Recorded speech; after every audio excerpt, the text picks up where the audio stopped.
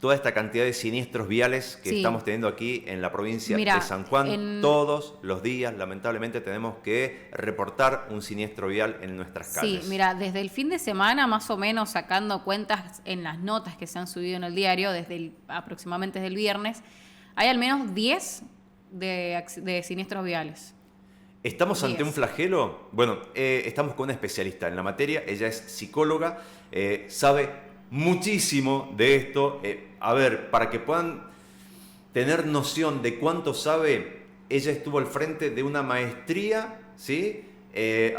Capacitando a ingenieros viales sobre la incidencia del factor humano en cada uno de los siniestros viales. Estamos hablando de la licenciada Patricia Esteo. Buen día, Patricia, ¿cómo estás? Bienvenida. Hola, buenos días. Un gusto estar acá, como siempre. Un gusto tenerte. Gracias por...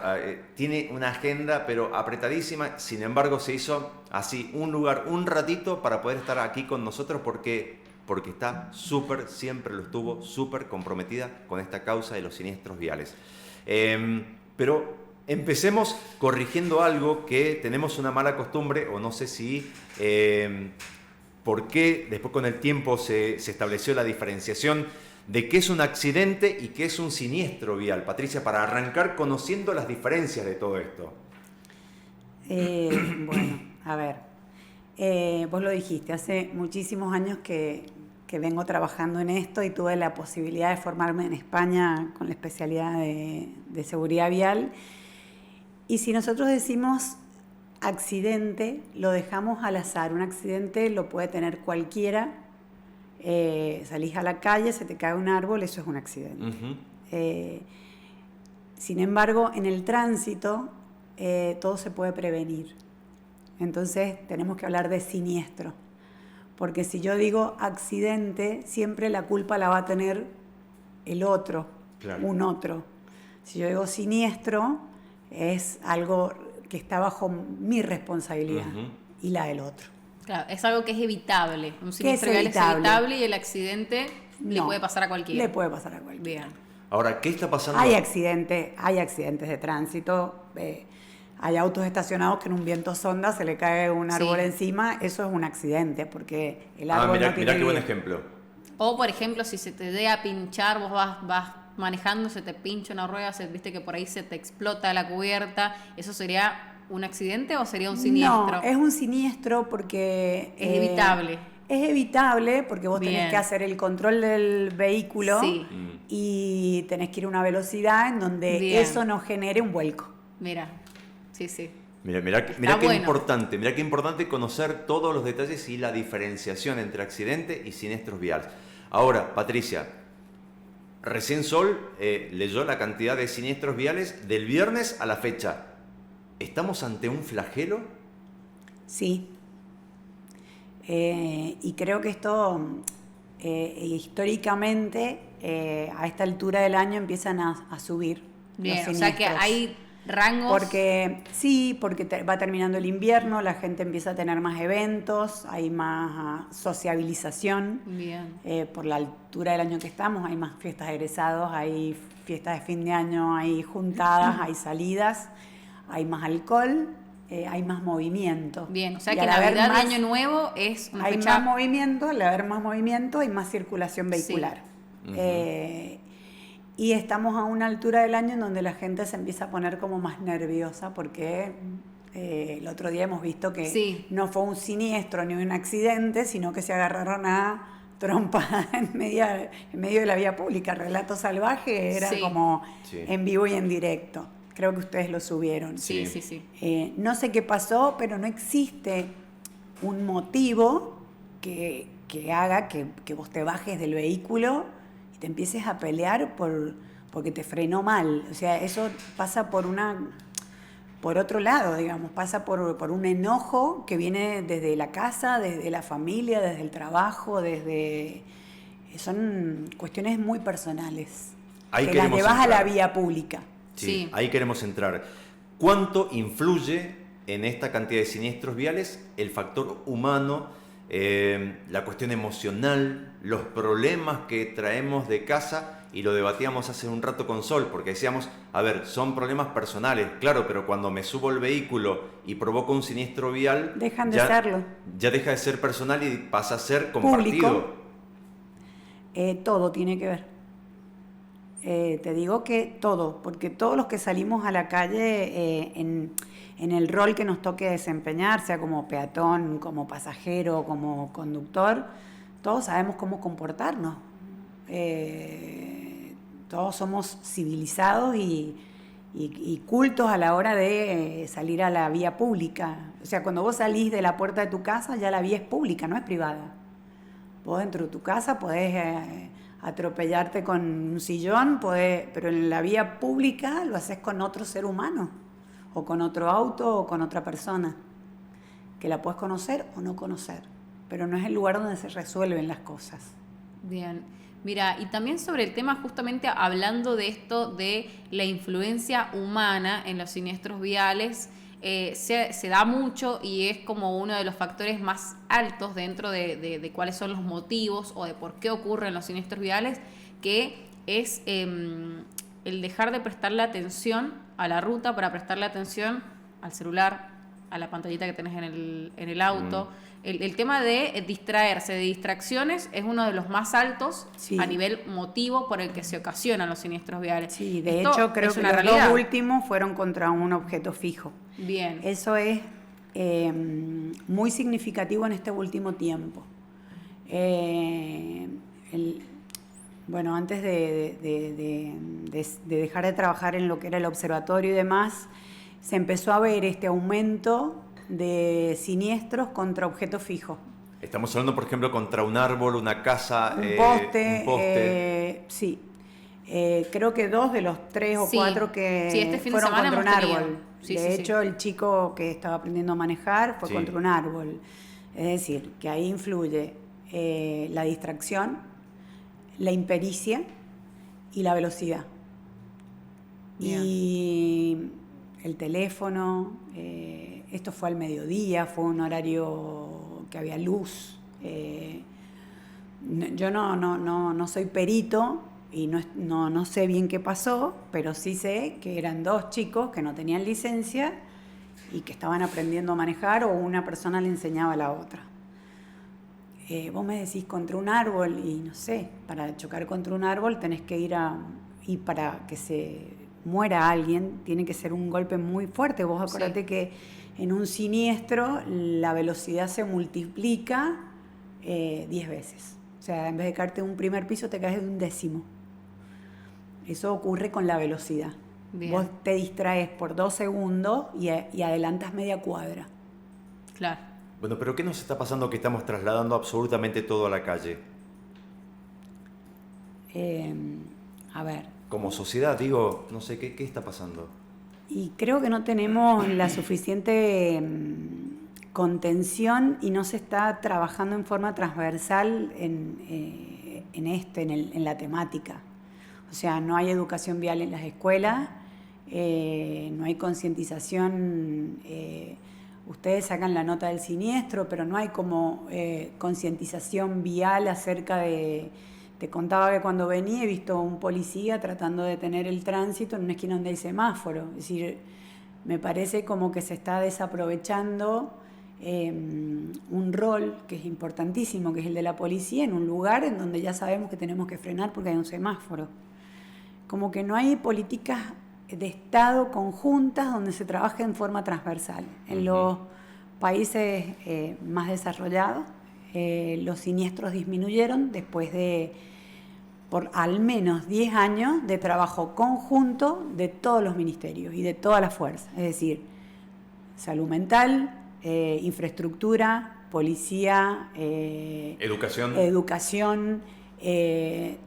a todos niveles. Quieras o no, está todo conectado dentro de sí. Debería estar todo conectado, porque estamos hablando de hechos que no hay un factor desencadenante. Vos decís el enojo, pero el enojo tiene que ver también con los enojos en la familia, con que no hay atención en los hospitales en salud mental porque están explotados, donde no hay gabinete en las escuelas porque hay zonales o sea, no se está dando abasto con la tensión, hay cada vez más tensión, vivimos en un país en donde hay mucha tensión económica, social, financiera, entonces estamos todos angustiados. Entonces todas esas frustraciones y ese cúmulo de emociones negativas subimos al auto y van con nosotros. Por supuesto. O sea, terminan manejando ellas o este cúmulo y no nosotros. Están influyendo en nuestra conducta. Bien.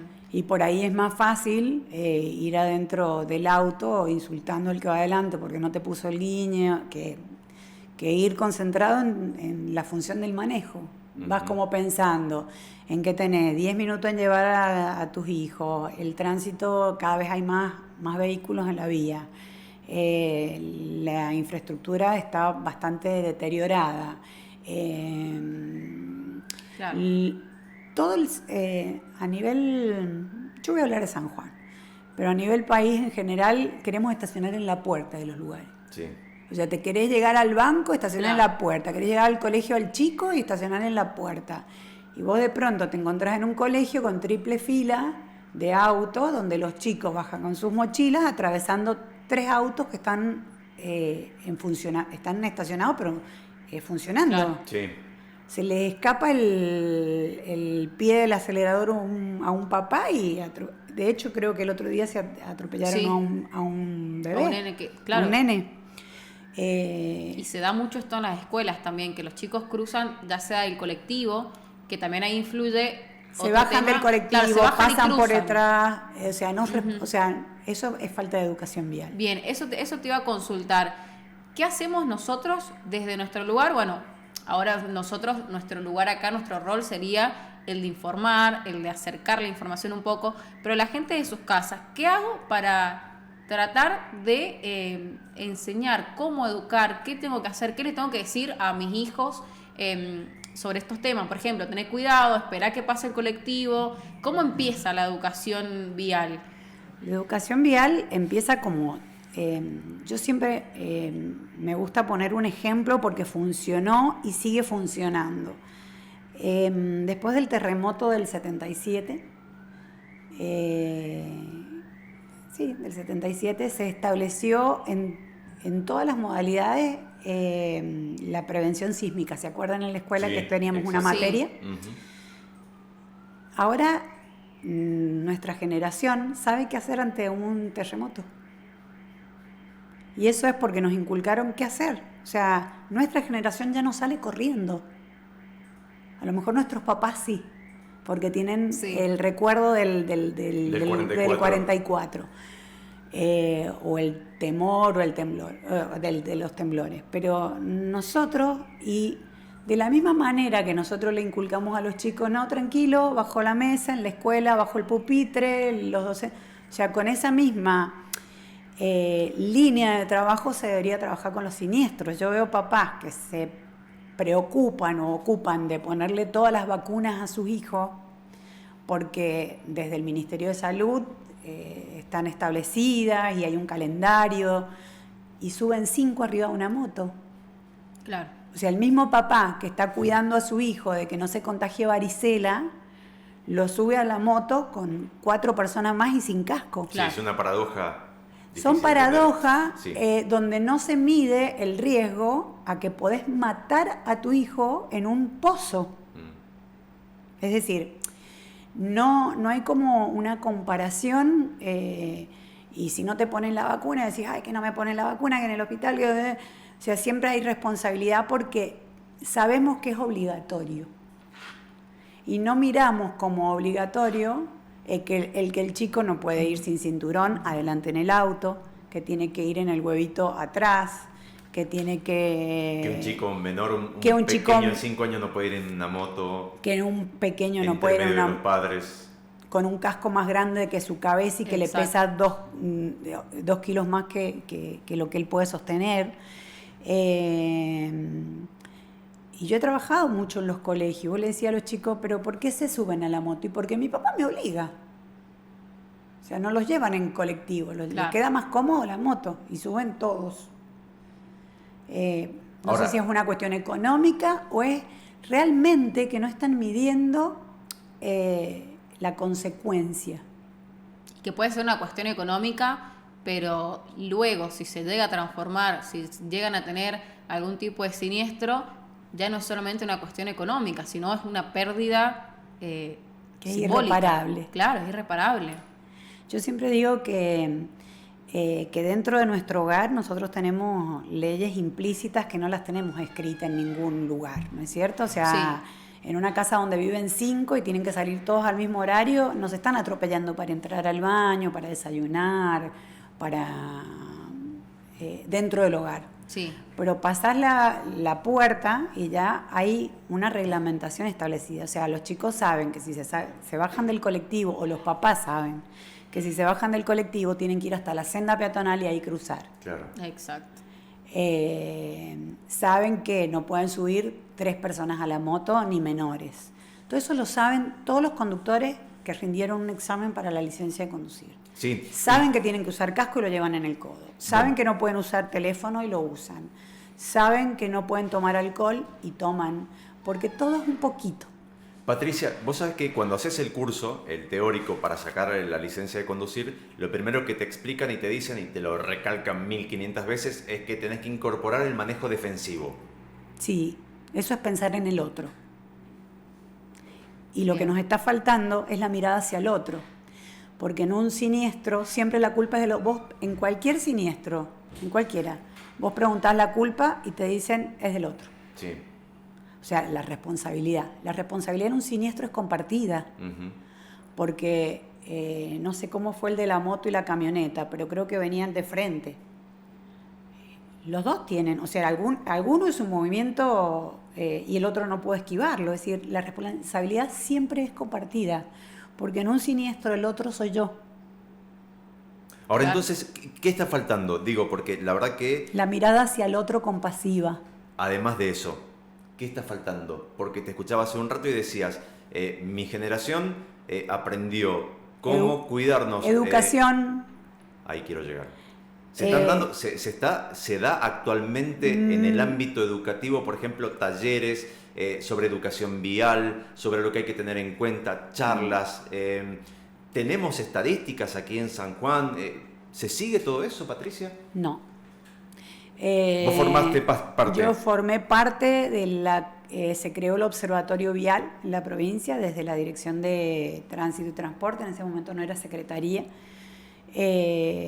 y yo fui una de las promotoras y precursoras de la Oficina de Asistencia a la Víctima de Siniestro. Se trabajó un montón con la Nación desde la Agencia Nacional de Seguridad Vial, se armó, se veía a través de las cámaras, se sabían cuáles eran los puntos críticos, las conductas de riesgo que había en cada punto crítico, eso lo estudié yo cámara por cámara, ¿no? Dónde la gente cruzaba sin semáforo, dónde pasaba más en rojo, trabajábamos con el CISEM, o sea, se trabajaba con la policía, con el CISEM, se daban charlas con las escuelas. ¿En qué consistía la asistencia a la víctima? Hicimos convenio con todos los ministerios y se asesoraba ante un siniestro. Había un número de teléfono donde ellos llamaban, que creo que era el 146, que ahora se llama No te atiende nadie, y había como una asistencia psicológica inmediata. Se habían hecho convenios con desarrollo humano para aquellas personas que no tenían recursos, ampararlas desde la parte económica. Con salud pública se estableció un listado de prestadores de psicólogos para que atendieran en cuanto la familia estuviera en condiciones de recibir ayuda o pedirla, se le diera prioridad en los turnos de las zonas donde vivían. ¿Qué más se trabajó con eso? ¿Y a nivel educación? A nivel educativo se daban charlas, sí. Bien. ¿Y por qué hablas todo en pasado? Porque no se está haciendo nada de eso. Ujú. Yo he visto que algunas charlas las dan, hay un par de grupos de papás de víctimas de siniestro, de asociaciones. Que eso hay que destacarlo, o sea, es lo que hablábamos recién fuera del aire, los propios padres del dolor, de gente que ha perdido a alguna persona, algún ser querido en algún siniestro vial, ellos mismos desde su dolor, que tal vez no Siempre son, no es el conocimiento, o sea, no tienen el conocimiento suficiente para dar charlas, pero ellos lo brindan para evitar que pase nuevamente. Y porque no quieren que les pase lo que les pasó, ¿sí? Pero no se han especializado en eso. Creo que son personas que necesitan contención y me parece que funcionan muy bien esos grupos para contener a otros papás que les ha pasado lo mismo. Pero no me parece que tengan ellos la responsabilidad de darle charlas a la policía, a las escuelas, porque hablan desde un lugar de dolor y no sé si está tan bueno. Además, ya desde el Vamos, que se llaman Padres del Dolor, me parece que están encasillados en un lugar muy, muy triste, ¿no? Porque el dolor, yo siempre digo que las palabras, así como definíamos siniestro y accidente, las palabras determinan el lugar donde uno se coloca. Los padres del dolor están en el dolor. Claro, no se puede ser como están del todo duelando. objetivo para brindar este tipo de charlas. O sea, siempre está la subjetividad de Yo esto siempre del dolor. digo que los grupos, así como los grupos de adicción, los grupos de contención, funcionan muy bien para los papás que han pasado lo mismo. Bien. Pero en un nivel privado, no sé si para salir a dar charlas a la policía. Y hoy, por ejemplo, O sea, ¿quién más capacitado que la policía en sí? En algún momento, yo mirá, te estoy hablando de hace por lo menos 20 años atrás, y no con esto somos mayores como la lapicera roja que vos nombrabas. Yo me acuerdo con el comisario Hernández, que en ese momento era jefe de la Policía de Tránsito, dábamos charlas en la escuela de policía. Yo, por supuesto, hablaba de lo que era factor humano y él hablaba de la legislación. Claro. Era un comisario. Creo que esto, digamos, zapatero a tu zapato. Sí. Y Patricia, ¿y hoy cómo funciona ese observatorio de No está de sinistro? funcionando. ¿Cómo que no está funcionando? O sea, no existe. No sé si ustedes han tratado de llegar a las cifras, pero nosotros, o sea, había una encargada, que era una administradora de empresa, que llevaba todo el registro de los siniestros, la zona, los fallecidos, los heridos, porque lo que sale en los diarios son los que mueren. Pero hubo un siniestro entre dos remis que hubieron 10 hospitalizados, que yo no sé el estado, porque además el registro de la policía es hasta el primer mes o hasta los 15 días y después Dios te ayude. O sea, hay gente que queda lesionada para el resto de su vida. Que no se hace un seguimiento. Sí. Que no se hace un seguimiento, que no se hace un acompañamiento terapéutico, que esa persona sale y vuelve a la calle o a la vía pública sin ningún tipo de control de sus secuelas emocionales después de ese siniestro. Es muy... Uno que lo pasa le da miedo, capaz después es muy de salir a la calle. impactante desde el punto, es un impacto emocional muy fuerte atropellar y matar a alguien. Y esa persona puede volver a conducir porque la ley en algún momento se lo permite. Pero esa persona necesita un tratamiento para ver si está en condiciones de volver a la vía que es pública y que transitamos todos. ¿Antes se hacía un seguimiento? Yo en algún momento, durante muchísimos años, fui auditora en las licencias de conducir, y todas esas personas que a través de los medios o que declaraban que habían tenido un siniestro o habían estado en tratamiento o que iban lesionados por un siniestro, se los pasaba al área psicológica y se les pedía un informe anual del seguimiento psicológico y o psiquiátrico.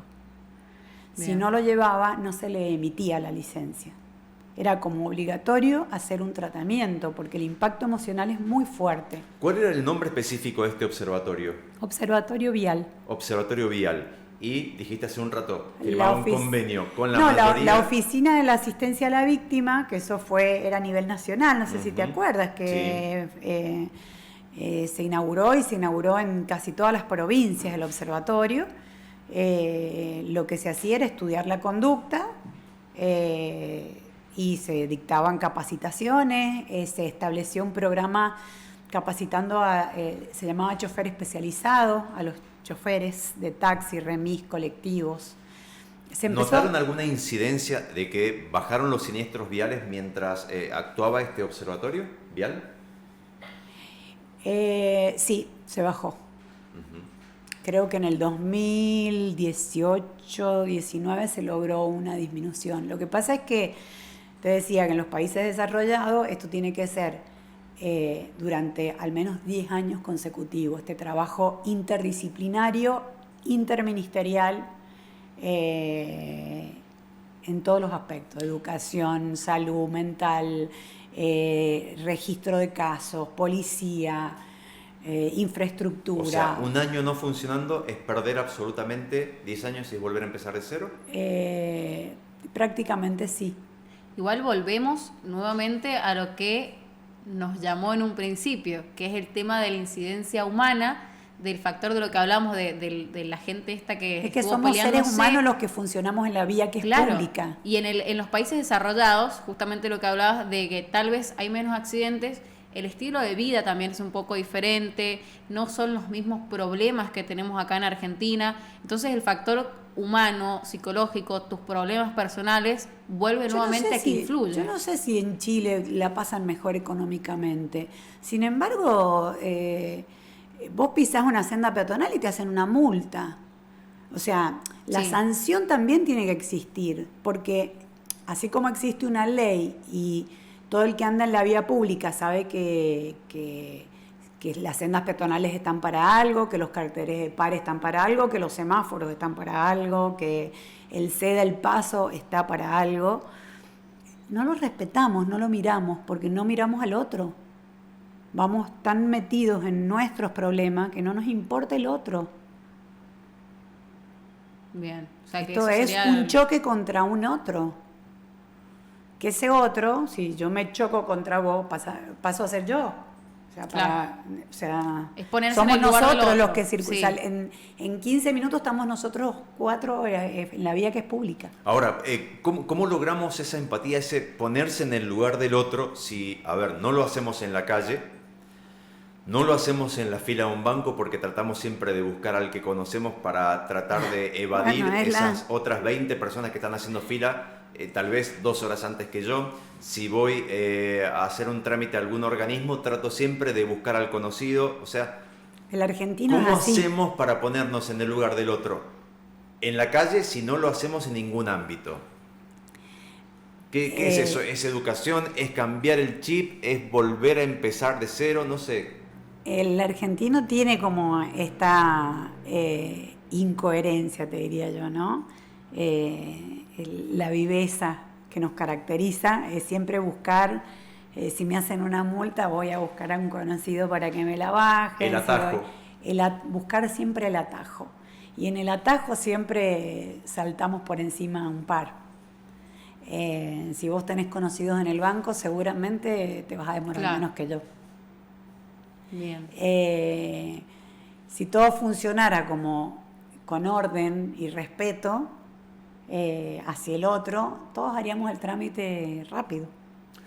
Patricia, llega, bueno, lo acabas de decir, ¿no? Llega esta época del año, es cuando más siniestros viales lamentablemente tenemos que lamentablemente... Sí, porque la sociabilización es mayor, digamos, en invierno la gente está más guardada, circula menos, no por eso en invierno han dejado de haber siniestros, ¿no? Sí.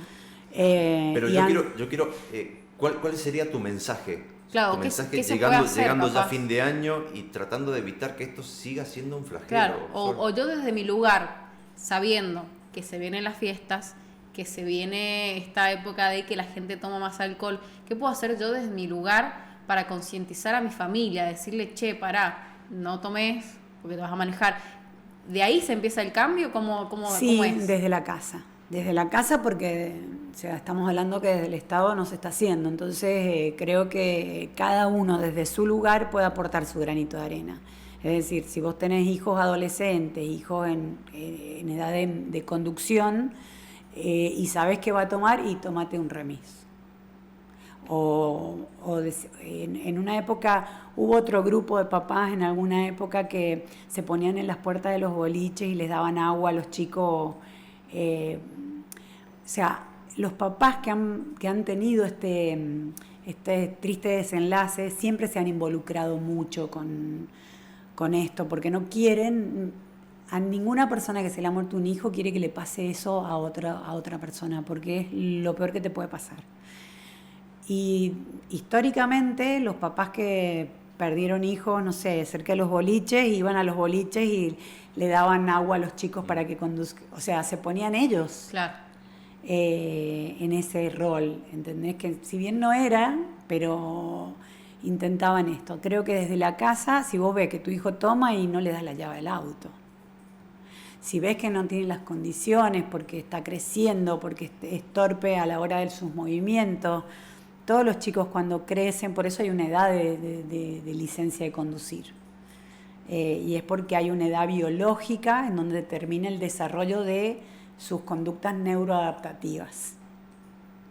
No es casual que el carnet se dé a los 18. Yo he visto papás que van a pelear a la empresa para que se los den a los 16. Claro. Donde todavía el chico no tiene como esta conexión físico-mental desarrollada como para frenar a tiempo, acelerar a tiempo, se le caen las cosas de la mano. Esa torpeza habla de una falta de desarrollo psicomotriz. Bien, estamos estableciendo entonces cómo lograr que empecemos a tener un poco más de conciencia, más empatía, más responsabilidad por sobre todas las cosas. Desde la casa entonces, es lo que preguntaba Sol. Bien, desde casa, empezar con esa educación fundamental.